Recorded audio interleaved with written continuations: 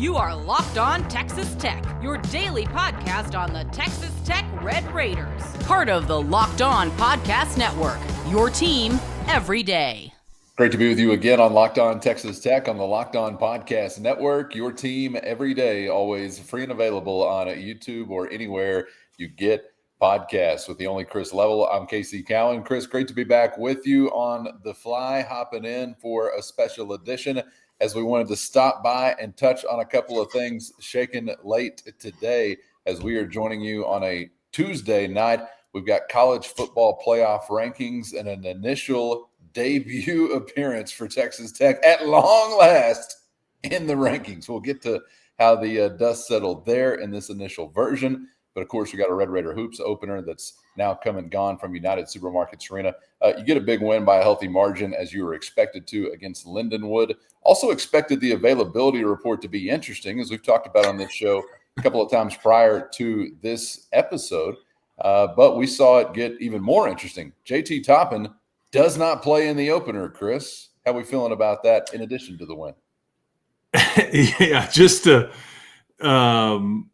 So no Lawan Watts, no Luke Bumboye, and no Josiah Mosley. I wasn't, I guess, necessarily those guys have been seen in a boot, and you'd seen and heard different things on the old interwebs and message boards and things like that. But the JT Toppin thing, so I did TV for this game, and I get asked, I guess, the day before the game, hey, send me a couple of key players for each team and some keys to the game. We got to build a graphic, whatever. Well, I'm thinking, who else am I going to say but JT Toppin and Christian Anderson for your team, right? I mean, it's all about player retention, and that duo is what this whole team was built around.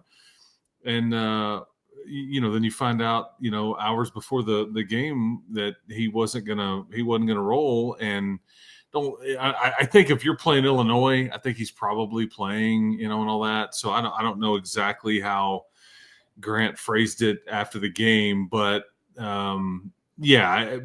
so this was a weird lineup, and it's like, who are these guys? Like, when you look, Christian Anderson, you know him, and he's even in a role, and then just surrounded by completely new or very young pieces. And I was ready to talk about the Big 12 Player of the Year, and I had to do that with him in a hoodie over on the bench, thinking about what could have been and all that. But you win by 38. So never a dull moment, huh? Yeah, no worries. I'm glad to hear some of your thoughts, sounding optimistic, and maybe like something that is a decision that's made in the context of Champaign, Illinois, just being a week away or so. Yeah, and we'll see. I think that Wes Bloomquist sent out the availability about half an hour before the game. These are all lower leg injuries. I don't think nobody's over there on a boot, not a one of them. Nobody's got a cast on. Nobody's on a scooter, right? So I think these are all minor, short-term, precautionary scenarios, and I can almost guarantee you that unless there's some sort of setback, that one or two or whatever of these guys would be able to play in Illinois next weekend. And honestly, if you want to win that game, you really got a lot of firepower on that bench over there. I would say. I'm curious about Friday night too, Sam Houston, just to see kind of what this looks like, because you're out there. I mean, you look at it: 6'9", 6'6", 7 foot, and 6'8" or 6'9". That's what was sitting over there. So Mariella Kuntak is really your only big, and what you had against Lindenwood, and then Leon Horner plays 12 minutes and kind of comes down awkwardly after a rebound, I think, and then he never returned. I don't think that was major, but you just like, you are also trying to redshirt Latrell Hoover, who is a 7-foot high school player, and it's one of the dumbest things ever that in football you can play in 4 games, you can play in the postseason and all that stuff, and still maintain your year. In basketball, you step on the floor and your year's used up. It makes zero sense to me. I don't don't at all, because you could have absolutely used Latrell Hoover tonight if you would have been allowed to, but you don't want to screw that kid. And because when all your guys get healthy, Latrell Hoover is probably not going to get to play. So, yeah, man, you were undersized, and it was the Christian Anderson show on this night. Yeah, still had plenty of firepower to deal with Lindenwood. Anderson or anybody else standing out to you before we get to the college football playoff rankings? Yeah, Christian Anderson was just special. I mean, this kid, he's a star. I mean, that's what you're dealing with. I mean, he goes for 34. He has the 11 assists, but the main thing is he plays 37-plus minutes. He only turns the ball over once. I mean, that's elite. And he could have had a lot more assists if there would have been a few more jumpers knocked down on. He just makes the right decision every time. It's just he's like an orchestra conductor. I mean, he doesn't sweat. He's always just smooth. He's just kind of makes the right play, sees the entire floor. I mean, this was his night. Nolan Groves was the other fascinating player. This guy's built like a slot receiver, but much taller. He's built like I don't know. It's about 6'2", 205. And I mean, he's just boxing people out. 16 rebounds for the Minnesotan. I mean, that was not on the old bingo card when I was showing up to the arena. Let's see here. What am I going to see tonight? Nolan Groves, 16 rebounds. Nope, wouldn't have guessed that one, but here we are. Donovan Atwell was good. Tyree Bryan was good. Jalen Petty, you saw that 40-plus inch vertical jump. He showed some athleticism. But you pour in 17 threes, and you take care of the ball large in part. And, again, wasn't much of a test. It was just weird how you got from the beginning to the end because of who wasn't able to play and how many minutes certain guys had to play. I feel like the end of last season – and here you are at the beginning of this season, it's really the same thing. Like, man, can't you just get your guys healthy and in uniform? But, hey, man, such is life. It's a long season. Yeah, you knew it was going to be, I guess, a bumpy road in that regard. I was kind of expected maybe a honeymoon period of sorts before we had to travel the bumpy road, but you're sort of practiced in it, I guess, and definitely not worried about JT Toppin's acclamation. And I guess I'm already telling myself that I'm going to practice not making too much out of these non-conference dates, that I want to win really badly against an Illinois or so on and so forth. But we knew the margin for error is already thin in those moments. Sounds like it could be a little thinner from a health standpoint. But got another one on Friday to toy with it, I guess, before then. And yet these games are tricky. I mean, like a New Orleans team that is going to come in here, I think, the day before Thanksgiving, so a couple of weeks away. They knock off TCU earlier in the week. They led that game by 20-plus on multiple occasions. They ended up beating TCU by 4. And so you just, with all the availability issues and all the newness of trying to squeeze a roster together and quick, you just have to be careful with some of these games, even against teams you're heavily favored against, because I think TCU was favored by like 21.5 points. And they drop it, and you make news for the wrong reasons. So we'll see if you get some of these guys back and all that. But bottom line is, this was a Christian Anderson show. It was a pleasure to be courtside for it, and he's a dude, man. I mean, he's a star in every sense of the word, and he's built for this. But yeah, the ball in his hands, 30-plus minutes a night, will equal good things for Texas Tech and Grant McCasland for the rest of the season for sure. Back at it Friday against Sam Houston.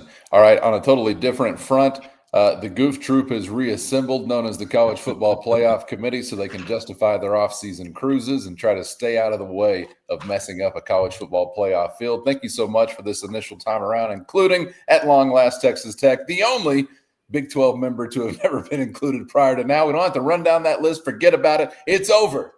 Number 8 is where the Red Raiders are slotted, Chris. One of 3 Big 12 representatives on this list, Utah, BYU being the others. We are very early on in this. But any initial thoughts as to the slotting for Tech or other things that stood out to you?